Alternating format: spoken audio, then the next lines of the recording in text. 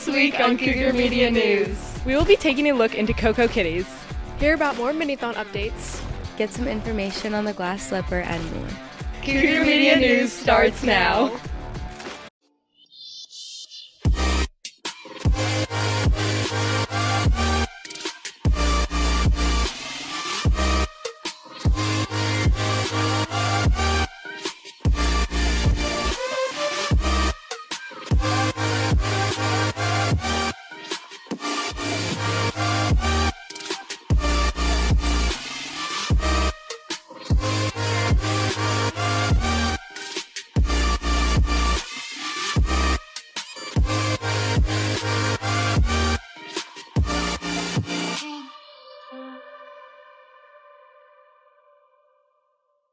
Good morning, PHS. This is Katie Hartman and Colton Long with this week's edition of Cougar Media News. Mini Thon is coming up. Tori Hepler, Amanda Gettle took some time to interview Alicia Battistelli about the upcoming event, how to sign up, and get involved if you haven't already.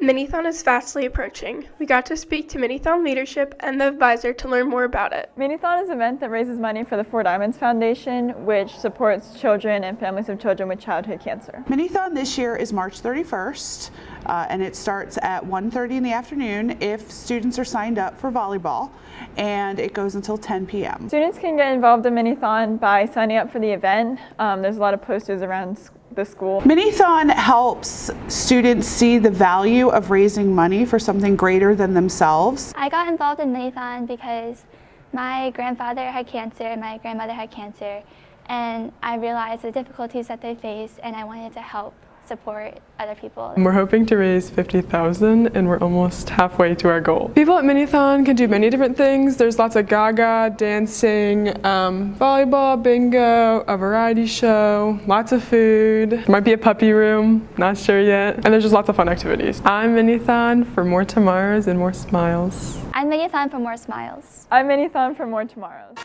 Mini Thon is a great way to support and help raise money for children with cancer. In order to guarantee your t-shirt, you must raise $50 by March 10th.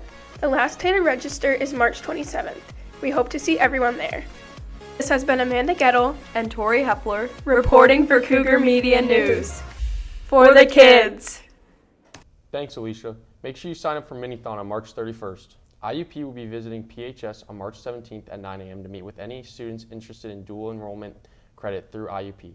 Please sign up in the guidance office by March 16th. Cheerleading tryouts are coming up. Practices will be March 20th to 22nd, 6 p.m. to 8 p.m. at Lingle Elementary Gym. Tryouts will be held on March 23rd. There is a universal free breakfast program that started this year. Staff members Amanda Gettle and Tori Hepler spoke with the Director of Food and Nutrition, Jason Miller, to learn more about this program.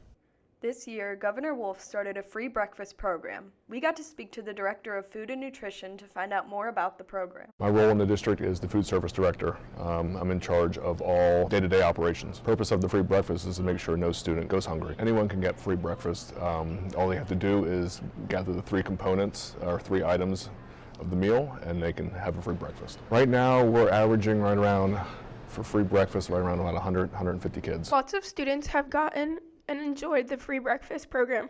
We spoke to some students about what they think of the program.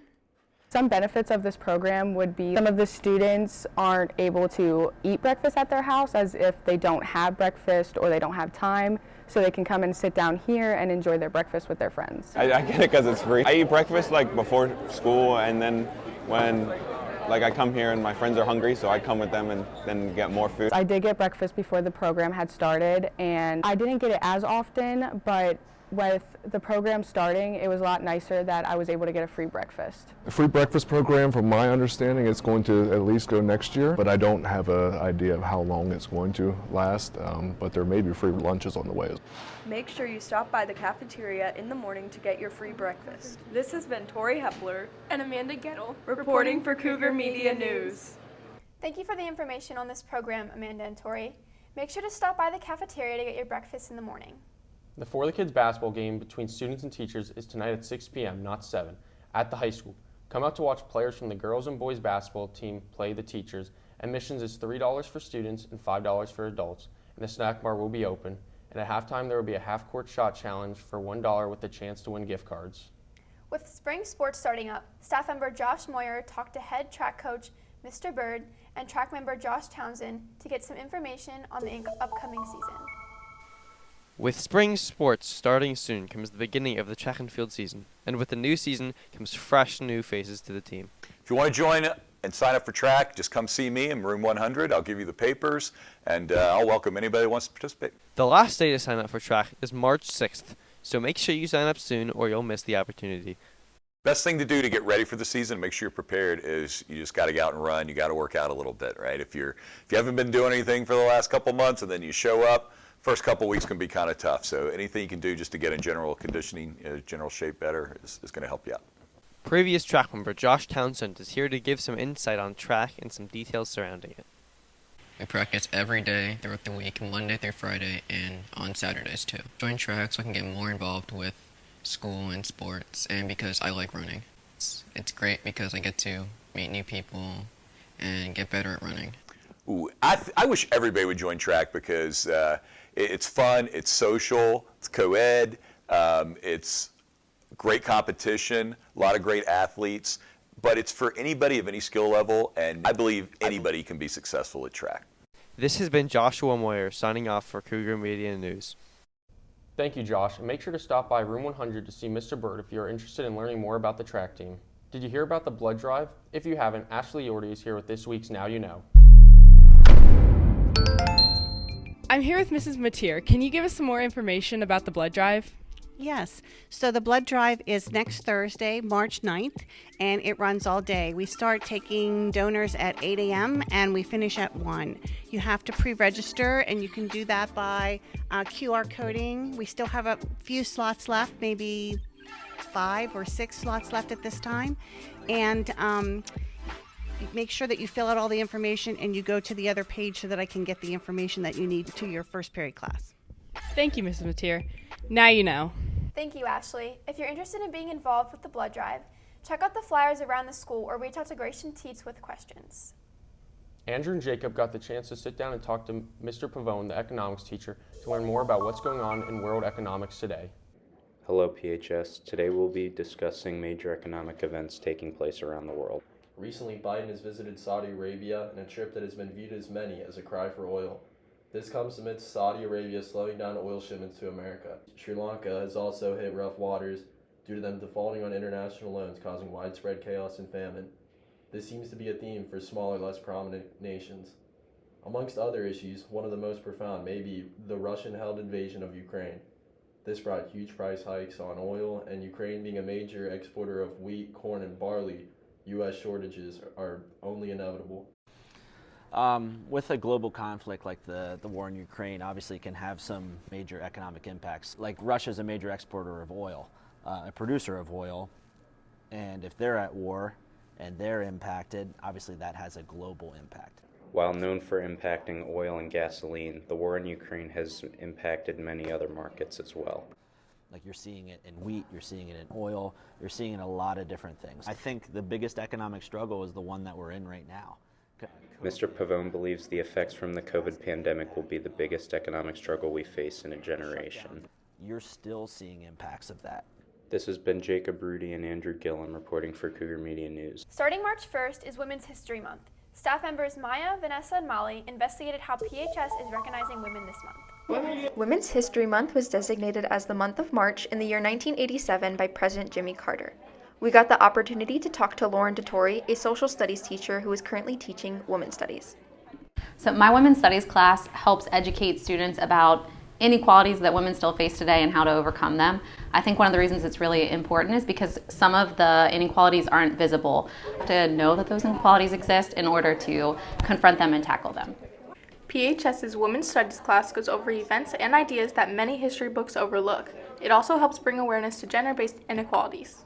I think it's really important to acknowledge women's accomplishments historically and modern because girls are still behind in a lot of fields for men, specifically in STEM and in corporate jobs and on the political scene. Young girls have to see it in order to do it, and until they see it and know that other women are doing it, they're not going to do it too. I think parents can do is read books to their children about, there's a lot of books on fierce females, or if you teach a history class, you could teach about women in the unit that you're in. Even if you teach science or math, you could talk about women in STEM or women in math and highlight some of those trailblazers who have made historic contributions or are making contributions even today.